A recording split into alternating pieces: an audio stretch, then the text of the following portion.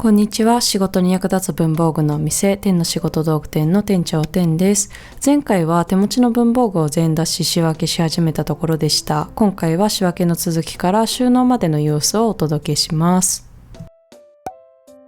前編ではどんな状態の収納にしようかっていうのを書き出して、その後全部の文房具を机の上に並べ仕分けをし始めたところでした。前編を見ていなくても後編だけでね、内容は十分に楽しめると思うんですけども、全出しがね、まあまあ大変だったので、見ていただけたらね、努力が報われます。では後半戦スタートです。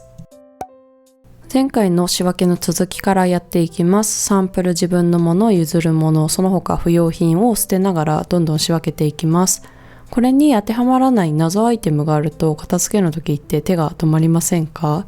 キーホルダーとか、あとよくわからないネジのパーツとか、今思えばね、わからないおは他のところに収納するボックスみたいなのを作っておけば、ささっとね、仕分けができたんじゃないかなと思います。客観的にね、自分の行動を見るって大事ですね。仕分けできないものを見つけては手がね、止まってしまっていたので、次回からはわからないボックスをね、用意しておくことにしようと思います。はい。そして片付けをしていると、なんか物を選ぶときに捨てやすさも考える必要があるなと思いました。分解して捨てないといけない場合は、そもそも分解しやすい構造にやっぱなっていてほしいし、あとはできればリサイクルができる素材だと、なんか消費がね、しやすいかなとか、あまり SDGs とかに関心が高い方ではないんですが、自分がね、便利になるなら興味を持ちやすいですよね。そんなん関係なくね、興味を持てるのが一番ですが、なかなかちょっと関心が低いので、こういう機会に興味を持てたら人間としてね、厚みが出るかななどなど考えながらガンガン仕分けていました。次は収納ボックスに入れていきます。このボックスは A4 が入るサイズ感でとても使い勝手がいいです。無印のやつですね。手前のボックスにはオリジナルグッズのサンプルたちをどんどんまとめて入れていきます。次に A4 ファイル系のサンプルも入れていきます。サンプルとは言いつつね、自腹で購入しているものが多いです。なるべく収納の下の方に重さのあるノート系をしまっていくことで安定するかなと考えて収納中。あとはね、なるべく同じシリーズをまとめて入れたりとか、シリーズがない商品などはカテゴリーごとに入れていきます。入れながら、これは今後も取り扱いが増えるシリーズだからちょっと余白を残しておいた方がいいかなとか、これはシリーズ展開がないからサイズがちょうどいいもので集めて収納スペースを減らそうなどと考えて、入れては出す入れては出すを繰り返し収納をしていっています。最初にね、入れたオリジナル商品のサンプルとファイル類ももう少し高さがなくてもいいかと今移し替えをしています。最後にね、どのボックスにどんなものを入れたのかっていうのをまとめて紹介しますね。では次に筆記類。こちらは最初に狙っていた通り、取っ手がついた持ち運びのしやすいものに入れていきます。ペンにチェックのね、マステが巻いてあるのが一部あるんですけど、それは実店舗のサンプルだったもの。うっかりね、レジに持ってきてもらっても販売ができないことが分かるように目印としてね、巻いてました。はい、ということでサンプルたちの収納が完了しました。次は私物たちを詰め込んでいきます。ざっくり分け方を決めていきます。まずは現在使っているもの、そしてたまに使うもの、いつか使うもの、使い終わったものっていう感じでね、分けています。収納の中に関してはざっくり入れるだけでも全然特に工夫なし。今後ね、取り出しにくいなと困るようになったらその時考えます。はい、他にもシールや甘味物は青いファイルにポイポイとまとめて入れていきます。過去動画でも紹介したようにスタンプはね、個別でまとめて緑色のボックスに収納しています。物量が増えて使用頻度も増えてくると個別で取り出しやすくしまいやすい収納を考えざるを得なくなるので、そうなるまでは雑多に放り込む収納に私はね、ちょっとなりがちです。で、透明なケース類は机の上に出すので使用頻度が高いものを入れていきます。仕事に役立つ文房具の本が発売されました。全国書店 Amazon にてご購入いただけます。ぜひチェックしてみてね。ではアフターの前にビフォーをさらっと確認します。引っ越して山積みにされただけのこんな文房具たち、こんな感じになりました。2日間にね分かれてしまいましたが、総作業時間は4時間ほど。おしゃれとかね、センスとかは一旦置いといてすっきりまとまったかなと私はね、満足しています。まずこちらのカラーボックスから紹介します。左手には撮影で使う三脚と背景紙が立てかけてあります。で、こちらのカゴには毎日使う日記帳、あと万年筆類が入ったペンケース、ミニプリンターなどが入っているポーチ、インク瓶などがね、まとめて入っています。そしてこちらは案件など現在進行形のものを入れておきました。そしてこちらの大きなケースにはいつか使う文房具を入れています。買ったはいいけどまだ活用方法が見えてないものなどがたくさん入っています。さらにその下のケースにはイベント出店時に使う重機やエプロンなどを収納しています。で、右上ですね。こちらはスタンプ収納ボックスと、あと個別でね、ボックスに入っているスタンプたちも2つほど持ってるのでそれを入れました。